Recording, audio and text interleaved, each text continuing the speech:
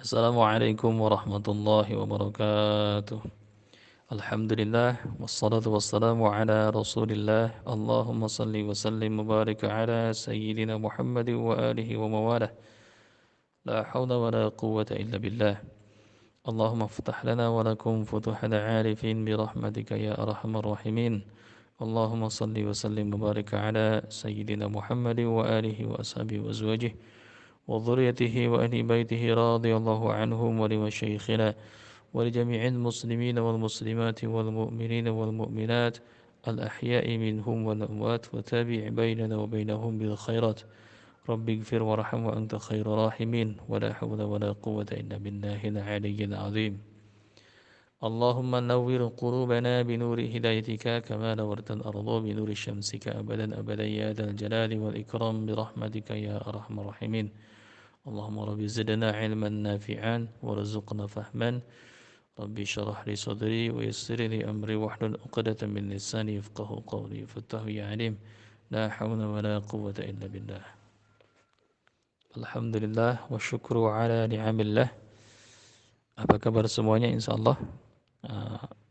Mudah-mudahan Allah Subhanahu wa taala tetap menjaga kita dan melindungi kita dan kita tetap dalam keadaan sehat walafiat, juga tidak kurang satu nikmat apapun. Baik ikhwah, mari kita lanjutkan bahasan kita yang kemarin, yaitu tentang bagaimana cara kita mendiagnosa atau belajar mendiagnosa suatu jenis gangguan. Secara garis besar, satu penyakit atau sakit itu ada tiga jenis. Pertama ada disebut sakit medis, yang kedua sakit atau gangguan non medis, dan yang ketiga psikosomatis. Ini berbeda cara penanganannya dan berbeda pula ranahnya. Yang pertama sakit yang disebabkan medis, maka bagiannya inilah bagian para tabib dan dokter setelah medis. Sedangkan non medis ini bagian ahli terapis, bagian orang-orang yang meruqyah nanti di jalan Allah. Juga psikosomatis, gabungan antara medis dan non medis. Nanti pada prakteknya kita bisa sinergikan antara bekam dengan ruqyah, atau mungkin fastu dengan ruqyah, atau mungkin herbal dengan ruqyah. Nah, insyaallah kita bahas satu persatu, namun kita lebih fokuskan bahasan pagi ini ke arah diagnosa. Diagnosa ini penting, ikhwah, sebelum kita lakukan suatu proses pengobatan atau tip.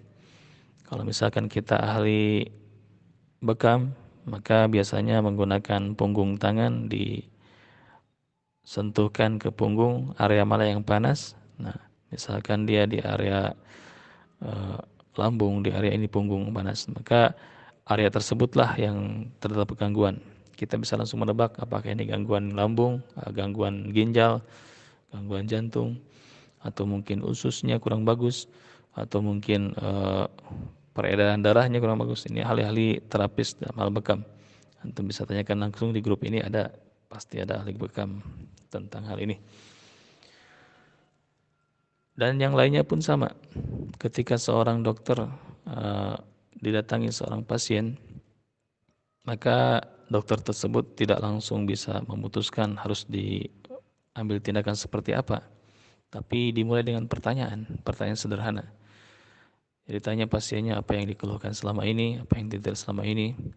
Kemudian dia mencoba untuk mentensi darah, dan kemudian dilihatnya kelopak mata. Ini adalah bagian dari diagnosa. Sampai misalkan dikontrol dengan stetoskop dan mungkin dengan X-ray atau di ronsen dan segala macam, bahkan atau tes urin, bahkan untuk mengetahui jenis gangguan seperti apa dalam tubuh pasien ini. Walaupun nanti tidak jujur, tapi bisa ditebak sedikit-sedikit. Hanya akan sangat membantu bila pasien berkata sejujur-jujurnya ketika berhadapan dengan seorang terapis atau pengobat atau tabib atau peruqyah. Sama halnya dengan ruqyah, kita perlunya kerjasama antara roqi dengan marqi, antara peruqyah dengan yang diruqyah, antara peruqyah dengan pasien. Ketika ada kerjasama, di sana nanti ada panterang, di sana nanti ada amalan-amalan yang misalkan harus dilakukan oleh marki itu sendiri. Dan larangan-larangan jangan sampai seperti ini seperti itu, sama seperti yang lain. Hanya kita lebih ke syariat karena metodenya adalah ruqyah syariah. Jadi ketika kita sarankan pasien ini supaya sembuh total, ketika kita ruqyah dan muntah hebat misalkan, dan dia merasakan sensasi luar biasa, yang tadinya berat jadi ringan, yang tadinya pening hilang peningnya, yang tadinya sakit hilang sakitnya, yang tadinya suka keringatan was-was hilang semuanya, dia menjadi individu yang bebas. Maka tugas kita selanjutnya adalah memberikan mereka benteng sesuai dengan yang sering mereka langgar. Misalkan seorang akhwat datang kepada kita untuk minta diruqyah bersama mahramnya. Kita ruqyah dan kita tanya, akhwat ini tidak pernah memakai jilbab atau hijab, maka kita sarankan untuk memakai menutup aurat, memakai hijab. Ini kita bukan doktrin istilahnya, kita kasih saran, jika anti nanti membuka aurat, maka itulah pintu yang luas atau celah setan masuk kembali ke dalam tubuh. Bagaimanapun setan yang sudah lama tinggal, kita usir dan dia keluar, pasti akan kembali kepada rumahnya yang ada dalam tubuh. Makan bersama, tidur bersama, dan alhamdulillah dia berjima bersama dengan suami kita, dengan istri kita. Alhamdulillah, itu yang paling berbahaya. Maka orang-orang yang mempunyai khodam, mempunyai jin atau misalkan memelihara jin dalam tubuhnya, ini sangat akan berakibat sangat fatal pada keturunan-keturunannya. Maka naudzubillah, banyak orang yang diperkosa jin, banyak yang bersetubuh dengan jin.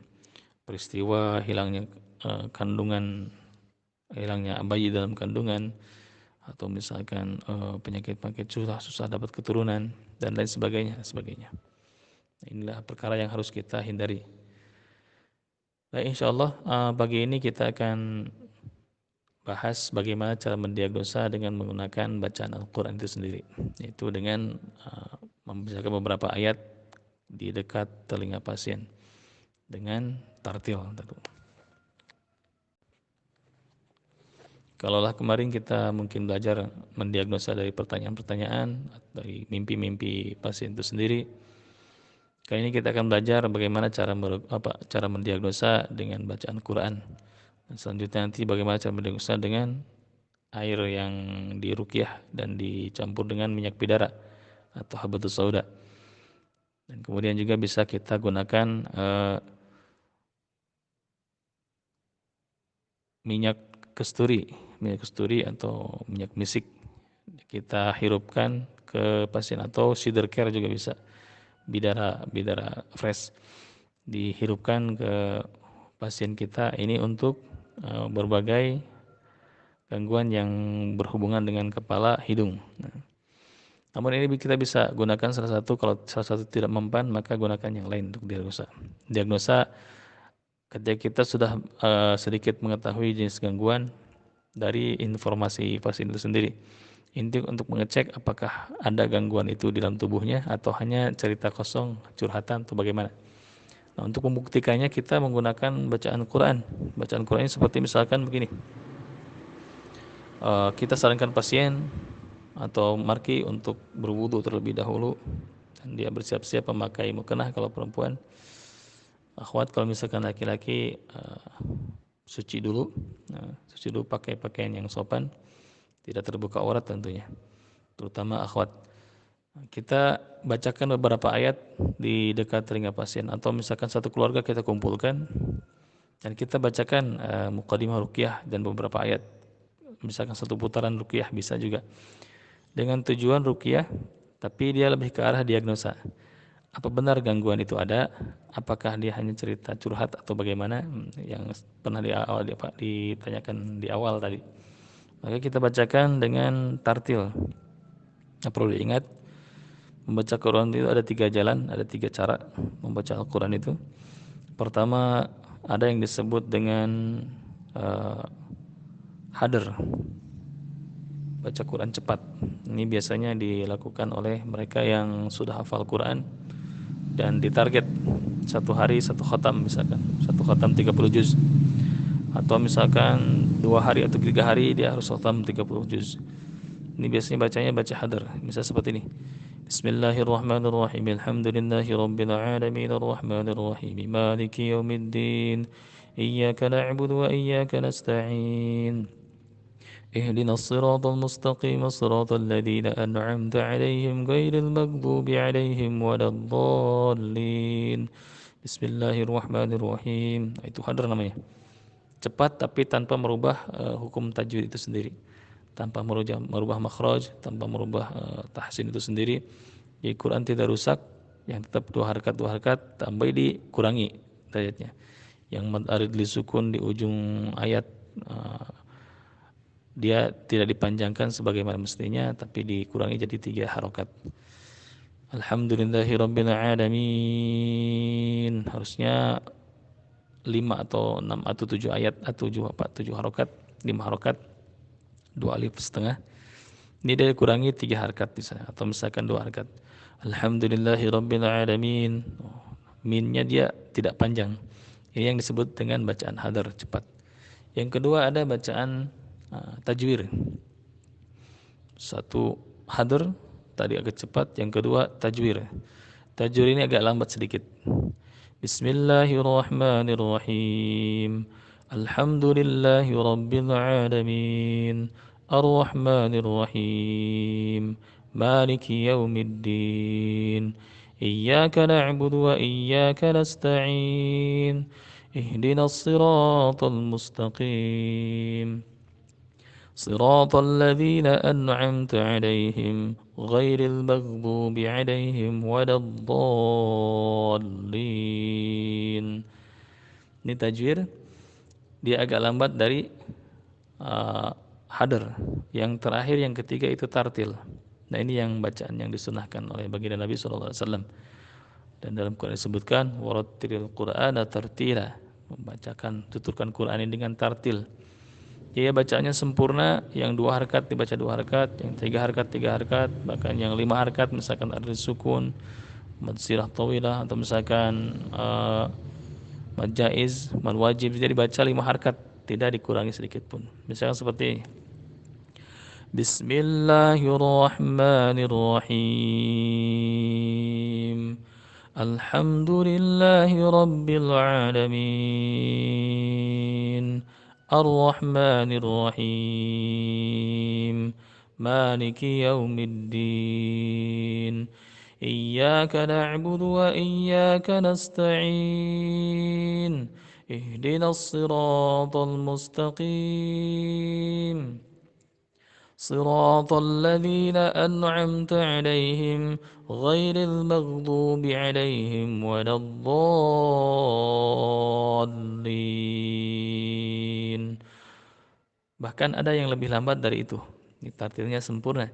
Bismillahirrahmanirrahim. Nah, tergantung orang yang menuturkannya. Dan masalah nada nanti ada dibahas di qiraatus sab'ah.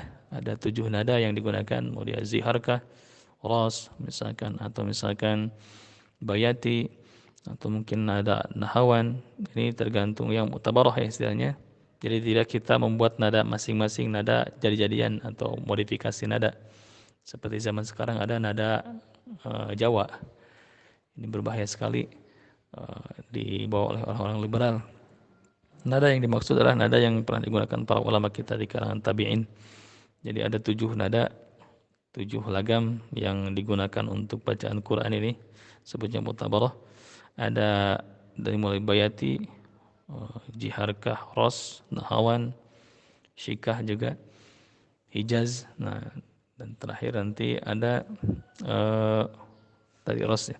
Jadi bacaan sesuai dengan yang ada, yang sebagian yang pakai sanad, ada yang sebagian dengan gaya lagu tertentu. Artian di sini tidak membuat nada sendiri, misalkan nada Manado, nada Sunda, atau misalkan Kawih, atau misalkan nada Jawa. Ini berbahaya. Boleh gunakan yang mana? Hanya dalam hal ruqyah gunakan bacaan yang tartil tanpa nada, ini lebih bagus. Artian bagaimana? bacaannya agak lempeng-lempeng karena ini bukan membuat jinnya tertidur atau mendayu-dayu. Bisa seperti ini. Bismillahirrahmanirrahim. Alhamdulillahi rabbil alamin. Ar-Rahmanir Rahim. Maliki yaumiddin. Iyyaka na'budu wa iyyaka nasta'in. Ihdinas siratal mustaqim. صراط الذين أنعمت عليهم غير المغضوب عليهم ولا الضالين. Nah, seperti itu bacanya. Jadi lempeng, nada pun tidak terlalu difokuskan ke sana. Jadi seperti misalkan bacaan banyak di YouTube, Syekh misalnya Syekh Al-Fasi atau Syekh Abdul Masudais atau Syekh Khalifatul Naiji mungkin, atau Syekh Hani Arifai atau yang lainnya, atau dari Nusantara seperti Ustaz Muzamil Asbalah, Taki Malik dan lain sebagainya. Ini bacaannya bukan bacaan yang didayu-dayu seperti itu. Ini pengalaman kita di lapangan akan membuat mereka tertidur, pasien kita, dan jinnya tidak ada reaksi. Tapi niatkan secara kuat bahwa tegas Quran ini seperti halilintar.